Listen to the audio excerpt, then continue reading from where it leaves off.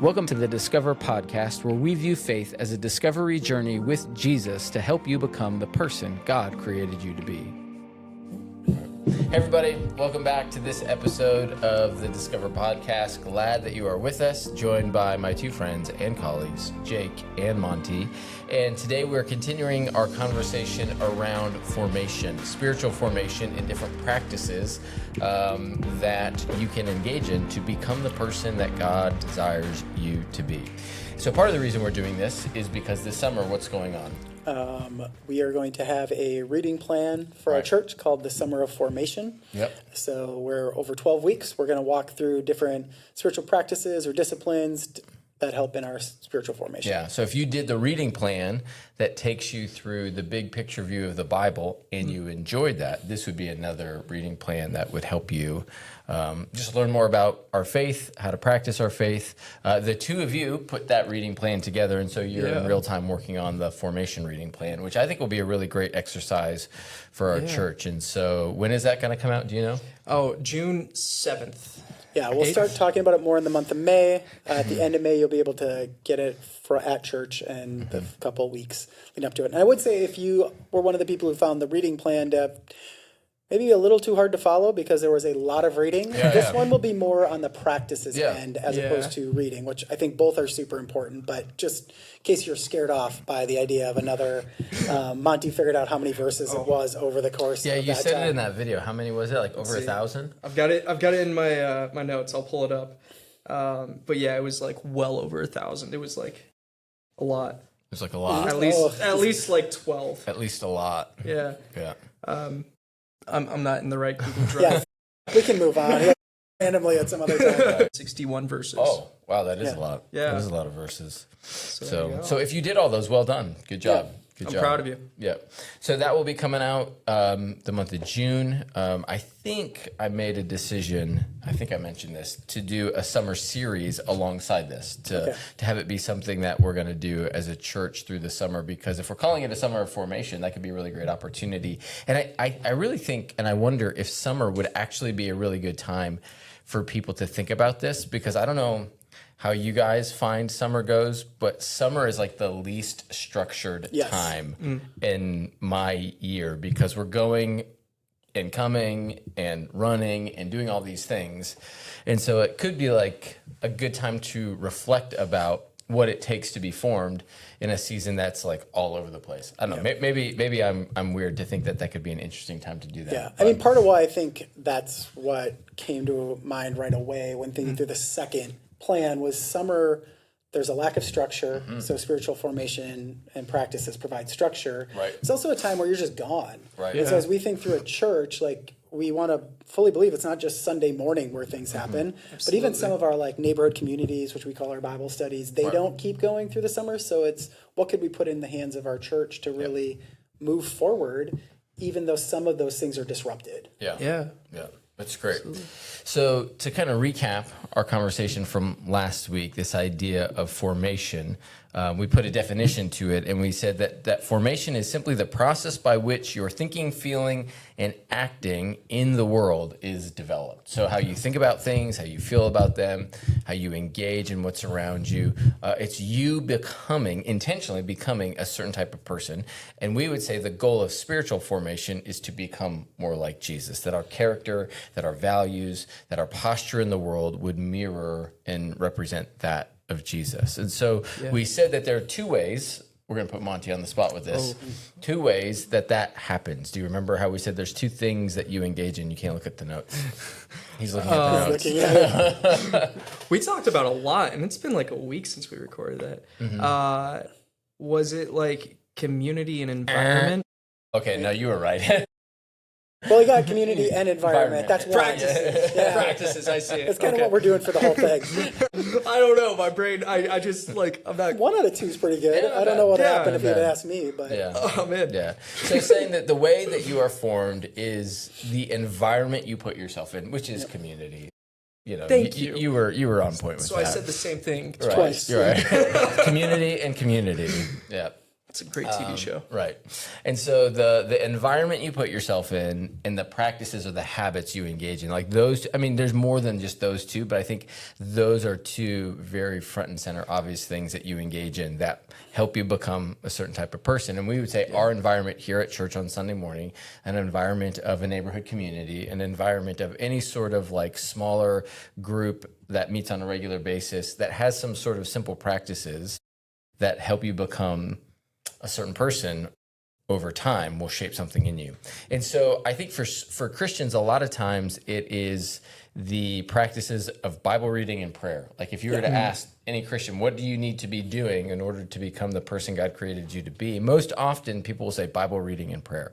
And we would say those are very good practices. We wouldn't take those away, but there's many other that you can engage. So what are the 4 areas, Jake, that we are looking at? Well, we'll Exploring. start with prayer, which we talked about last week. It'll then go into Bible reading, which we've talked about a lot. Yeah. And then a word that we don't use very often, which is what we would call relinquishing. Yeah. We'll talk about that in a little bit here. And then the last one would be, however we want to word it, like service, reaching out, like something that's more outward focused.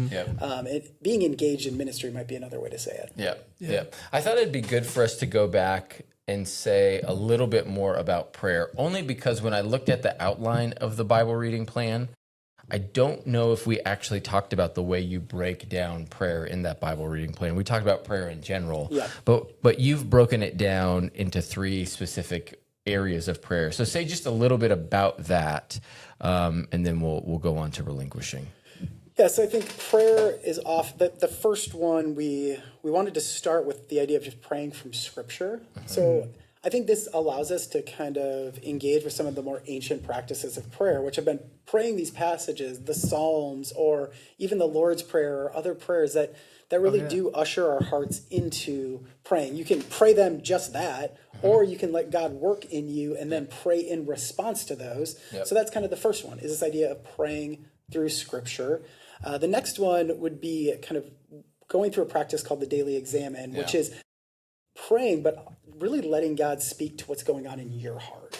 What is he trying to bring to light? And really giving space to ask, how did this past day went? Where did I feel closest or furthest from God? So those are 2 of the other one, and the last one would be intercessory prayer, praying for others. And Monty, maybe you can speak to that. You're actually writing that one. So I feel like, especially in an area like Milwaukee that is so heavily Catholic, we tend to think of intercession as like praying to the saints or something like that. But like intercession is all about praying for others or having someone pray for you. Even in the Catholic tradition, that's what it is. And so like that week is going to be all about like praying for others, praying with others, and like having others pray for you. Yeah, that's great. So I know that we talked a lot about prayer in many different ways last week, but kind of it was a big overarching general conversation about prayer. So to kind of say, hey, these 3 practices are what we're going to be looking at. I think They're the only forms of prayer. They're the only forms of prayer. that's not true. Yeah. So today we're talking about relinquishing. And so say a little bit more about relinquishing as it pertains to a spiritual practice. Because again, we don't often think of like that word. Like when I actually read it, I was like, oh, that's different. But I think it captures it well, but it's one that most people may not have heard of. So I think in a lot of times, and I don't know, maybe this is even more 21st century, we think of practices as what we can do for God. What are all these things we can do? The relinquishing practices actually call us to do the opposite of what do we give up, what do we cease in, what do we surrender. Jesus talked about surrender a lot, and I think this is a idea, and all of these practices are actually anchored in Old Testament practices that Jesus did or modified as he went about his ministry, but there are these practices of letting go of something that might hinder us from being able to really walk with him and be formed by him. Yeah. So what specifically are those relinquishing practices? Okay, I've got them right here. We've got silence and solitude, fasting, and Sabbath. And they're all really good ones that you give up things. Yeah. So you said last week, what is another way to think about what it is you're giving up? Yeah, so I think you can give up food being one of them. You can give up words. So if you go through them chronologically, if I were to do it, it'd be words. That's silence and solitude. It's giving up our speaking. Yep. It can be giving up food. That's what biblical fasting is about. We'll talk about other ways you can fast, but biblical fasting is almost always food. And then giving up a day, which is Sabbath. Yeah. So let's kind of just quickly work through each of those and talk about why these practices are challenging, what makes them inviting, but also why are they important. So not that we'll go super deep on each one, but when we think of silence and solitude, like why would we say that's a practice that we should engage in? One of the oldest descriptions of what prayer is, I want to say it's like Ignatius, at least within the Christian tradition, is that it is listening to God, listening to us. And we are bad at listening to God. And so if we are never silent, then how is God going to speak? When have you guys spent an extended period of silence, like on a retreat, or when was the last time you did that? I can think of the most vivid time, and this is short. And I think this is another thing. This doesn't always need to be like a silent retreat, which you should do if you can. They're great. But I was on a run trying to, and I was listening to a sermon on listening prayer of all things, which means silently listening to God in prayer. And I was going through a big life decision at that time. Should we look into a job opportunity that would move us out to the Pacific Northwest, or should we stay where we were at the time in Minnesota? And I'm like, I can go either way on this if I do a pro-con list. So I take off the headphones. I was on a run and just start walking and saying, God, what are you saying? I need to just block out all these distractions.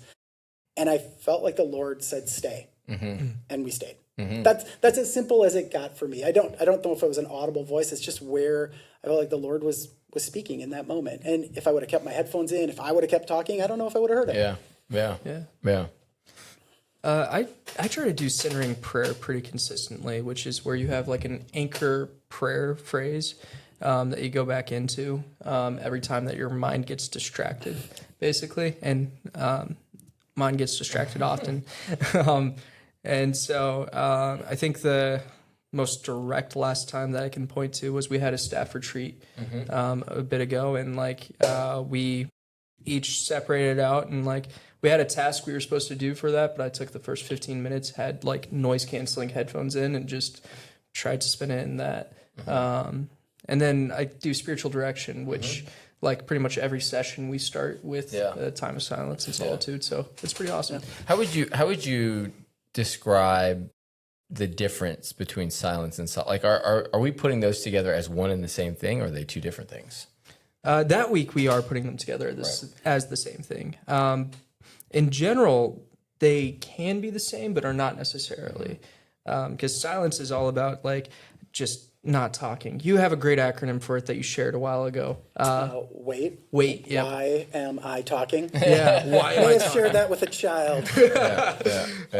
But solitude is it gets conflated with loneliness. It is not loneliness. It is choosing to be on your own in order to do what you need to. And often it is in silence or in a more silent spot, less distracted. Yeah. So. Yeah. So what makes that practice both challenging for people and inviting for people? Start with challenging. What makes it challenging? Well, I think one is people don't think it's biblical. There are a group of people who think silence and solitude is a new age thing. Oh, yeah. That this is just Eastern meditation. And it's not at all. Because of the grounding in Jesus as you do it. Yeah. And there's a reason why that practice is so good. So I think sometimes when I talk to people about the practices, the first thing I have to do in actually most of the relinquishing ones is talk about these are not something new or new age. This is grounded in the scriptures. So they've been a part of the church for a really long time. So I think that is just one. But the other thing is, especially silence and solitude, we are so used to noise. Yes. Our whole world, and we get uncomfortable when we don't have it. I shared my life had a long time in college ministry. And it was almost impossible to find students who didn't have earbuds in. Yeah. They needed noise in their life, and I don't think we're any different. Like, I'm not different than a college student. I'll immediately turn something on, or I'll immediately do something. And so silence and solitude, this need to not, be around people and not to have noise is really hard. Yeah. Because if you start being silent, then you have to actually process what's going on, and that's the worst. Sorry, I cut you off. That's okay. I think that's true. Yes, it is challenging because there's a whole lot of scariness that comes our way with silence. But I also think at times, depending on your stage of life, it can be very invitational because all of that noise can wear you out. So I think there are times, I know that when we did a staff retreat, back in the fall, we had another planning day, but we started that with a little bit of time of just reflection. And coming out of those, everybody said like the thing they were looking forward to the most was on the staff retreat day, we had like an hour, just a full hour of just silence and by yourself. And then I asked everybody, hey, what was your most enjoyable time? And everybody said that moment. Like, why? Because life is always full and fast paced. And it was like the one part in a long time that I've been able to slow down and not have to like be bombarded by anything. So I think silence can be invitational because all of the noise of our culture can be very draining and wear you down. Absolutely. So, yeah. What I think is interesting about all three of these relinquishing ones is they're ones that science has proven to be very healthy for people. These are all ones that even if you're not doing it spiritually, they're healthy, but when you're doing it combined with like worshiping God, like it is good for us to be in quiet and not have things bombarding us. It is good for us to have these periods of fasting, and it's good for us to have a day of rest. Like this is not like there's a pastor who always says it's always fun when science catches up to the Bible. And these are some of those where you can find people practicing these. Christianity just anchors them in the character of Jesus. Oh, yeah. Mindfulness meditations have become the modern secular version of centering prayers. So let's go on to fasting, talk a little bit about fasting. And you talked about it as giving up food, but you said there's other ways to fast as well. So talk a little bit about that. So I think what I love about food is it's where you learn dependence the most because your body, it's an embodied practice. Your body tells you when you're hungry. It growls, it does other things. But you can fast from other things that are keeping you from experiencing the Lord. So I think in today's culture, the most common other fast I see is from technology or social media. And it's a beautiful thing. That's why over Lent, probably the most given up thing by Christians across the board who really want to give something up is social media or technology. Oh, yeah, absolutely. Yeah, and again, what makes the practice of fasting both challenging and inviting? You want to take that? Yeah, I mean, it means you have to give up something that is taking a part of your day, part of your commitment. Like with food, you usually have to prepare it or, in modern society, drive to it. And so that takes time. And like there's all these things that you have to do with it. And instead you're saying, okay, this time that I would normally be using for food, I'm going to use for God. And like same with social media. Like I can say I probably spend at least a half hour most mornings doom scrolling before I actually get up, Yeah, I find that again with, the idea of, social media, like if that would be something that I would give up. I remember where I was on sabbatical back in 2023, I gave up social media and it was like the best thing. And then I came back from sabbatical, it was on it for like a week and I was like, this is the worst thing. It was like, it's like, why am I on it? This is just like, highlighting all my insecurities and making me feel bad about myself or whatever. And I'm on it periodically now, but mostly to make pizza. Well, yes. I actually recorded something on Sunday. It's like, I'm going to put this on social media, and I just lost track of time. Because you were making pizza? Probably, yeah. It'll be linked in the description below. But it's also like it's like the idea of giving something up like that is great. The idea of giving up food can be really hard. But so why would we say we should do that? How should we think about fasting? We do it in Lent because that's an ancient practice, but like how and why should we give up food or fast in other seasons and other situations?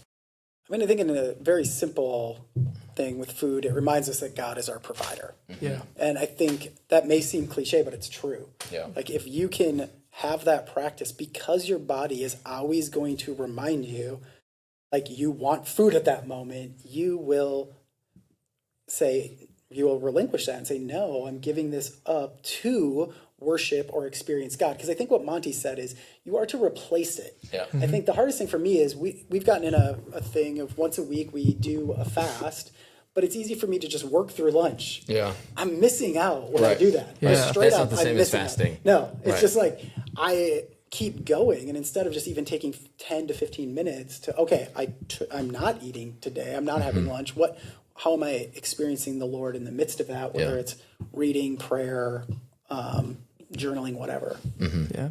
Yeah. And it is important, like with fasting, there's been quite a few links between fasting and eating disorders. And it's like, we need to be cautious that we're not fasting specifically so that we can lose weight or do those things. Yeah. It's not about the personal gain, but about the dwelling with God. Yeah. I think sometimes there can be that idea of challenge. Like, I fasted for an hour. Can I make it 2 hours? Can I do a day? Can I do 2 days? I remember a friend once when I was in grad school, he was fasting in part because he was trying to find discernment. It was for a decision, and he was trying to discern something. And then he came to his conclusion, and then he's like, I'm just going to see how long I can keep this going. And I think at that point he had lost the intention behind it because it wasn't about just a personal challenge. It was like, okay, seeking the Lord on something. Because you do find that people will fast to seek the Lord on something for a specific season, whether it's a big decision that's coming their way or something else. And so I think sometimes people think, fasting is a way to punish ourselves. It is a way to deny ourselves. And Jesus regularly in the scriptures talks about denying yourself, and the importance of following him involves denying yourself, but it's not a way just to simply make ourselves miserable. It usually has some sort of other intention to it. Well, and I think that is where these press against, especially our current cultural narrative, and I think the early churches, Greco-Roman world, where self-denial was punishment. Like denying yourself of any pleasure was punishment. Yeah. And that is true of our culture today. Why would you deny yourself? I want it. I want it now. Give it to me. Right. And I think sometimes it's a reframing that self-denial can be the most beautiful thing we can do. Yeah. It can be so good for us. It can be so, and we know this, especially if we have kids. Yeah. Like we deny them things because we know it's for their good. Yeah. So this is a call to cancel your Amazon Prime subscription. I think maybe. Yeah. Sorry, I derailed. Yeah. Thanks for that. If you were convicted by that, blame Monty. Okay, moving on to Sabbath. So as I look at this list for me, this is the one that's probably the hardest, the idea of Sabbath and rest. So talk a little bit about like what Sabbath is and why it's important, because you could make the case that we don't have to actually take a Sabbath because that was part of the law. We don't live under the law anymore, so therefore the Sabbath doesn't apply to us. Monty just got a big smile on his face. I'll let him talk first. Oh, it's not completely formulated yet, but just because something's not a requirement doesn't make it not good. And like the purpose of the Sabbath, I think matters. So like the purpose of the Sabbath is all about dwelling with God. It is a day that you are taking out of time to completely dedicate to God, And so when we don't do that, then that means that we are not taking a day to just be with God. There's a rabbinical phrase of we were made to work for our rest, not rest for our work. And so I think that in modern society, we have it completely backwards. We rest so that we can work better. And that is not the point. And so like our jobs have become so much of our identity. Sabbath is this reminder of, no, it's not our jobs that's our identity, it's God. And I love going to like the first 12 chapters of Genesis for this. I told you I was going to have this rant because it is written to a people just coming out of slavery. Their entire identity and what they can build, the bricks that they can lay. And then Moses is going to them and saying, okay, now look at this God. And then points to the character of God who creates. And he begins in rest and ends in rest. And in the middle of Genesis 1 is the word Moedim, which is celebration. And it's talking about this weekly celebration of rest, where you are dwelling with God. And then we get to Genesis 12, where it's talking about this people that are called to celebrate the rest. And that is the people of Abram. And then in the middle of this, in Genesis 6, we have a guy who his name is Rest, we call him Noah, but his name means rest. And like the entire idea is that we are called to dwell with God. And like that's what that is pointing to. So that is my case for the Sabbath. Yeah, and I think to go with that, if we want to anchor it in Scripture as well, and another way is the Ten Commandments show up twice in the Bible. And people kind of miss this. They think there's like the one, but it actually shows up twice. Sabbath is the one that's changed. Sabbath is in there, but the reason changes. The first time we rest because God rested at creation. It's anchored in the creation narrative, what Montie just talked about. The second time it's anchored in the Exodus because they were slaves in labor. And the reason we rest is because we are no longer defined by our labor. We are no longer slaves. We're freed by God. And I think both of those things are still true. So why would we still practice them today? Because that stuff hasn't changed. We can still be defined by our work. We can still be slaves to our labor in a different way. It can define us and who we are. So Sabbath, A.J. Swoboda calls it subversive Sabbath. Like you are going against culture to rest because you are not, as believers, we are not defined by our work. I love it. And then we rest because God did. No better reason we need to do it than that he did it. It just isn't a practice that's like mandated and the same way. But I don't think that means we don't practice it. So what does it look like for you guys to engage in Sabbath? So I love the theology behind it. I am bad at it. So a lot of the time it is trying to find ways of spending time in community. I try to spend, it's usually my Saturdays. I try to spend as a day where I'm not doing anything that causes work for other people. And so I try not to go out or anything on those days. I try not to spend too much money and make it a day where it's like I'm dwelling with people or doing things that are restorative to my soul. And I love reading. So usually I break the I'm not putting work on other people thing so I can go to the coffee shop next door. And that's awesome. But I read better at coffee shops. Yeah, so I love one of the breakdowns of Sabbath that I've heard is that it's a day to stop, to rest, to worship, and to delight. So how do you rest well? So I think these are questions you need to ask yourself. We actually need to be proactive about Sabbath. So what is keeping you from rest? So what are the things that steal rest from you? So you probably should not be on your phone a lot on a Sabbath. You should probably not be on social media, maybe at all. I'm not saying that's a mandate, but if it doesn't like cause you to rest, it's not what you should be doing on your Sabbath, because part of it is finding rest. But then also, what leads you to worship God and delight in Him? And I think these are where it gets really freeing and fun. Because what causes me to worship and delight God? Community. I love being with close friends. So I'm an introvert by nature, and so I one time told Hillary, I'm like, this isn't the day where we meet new people. Like this isn't, because that is hard for me. Small talk is hard, but on Sabbath, I love being around the people who know me, who I know, but I also love food. And so our family starts we try to Sabbath every Saturday, and we start every Sabbath with a giant brunch. Like it is just fun. Cooking is not work to me. It's just so much fun. And so we make this huge meal that is way too much for our family to eat. We don't eat again until dinner. But it is just our way of starting off the day. Often then we'll even just have time of quiet where we read or do something else, go on a walk as a family. But what are those things that lead you to worship and to delight in God? Yeah. That's great. That's great. So I think what's interesting about these practices is that like they're giving something up. Like you're giving up, I like the way you phrased it, time, food, and words, right? If you're engaging in any one of these. And in that, you're sacrificing something, giving up something as a sacrifice. And as we think about worship, right, because you talked about what we do in Sabbath is seek to worship and delight.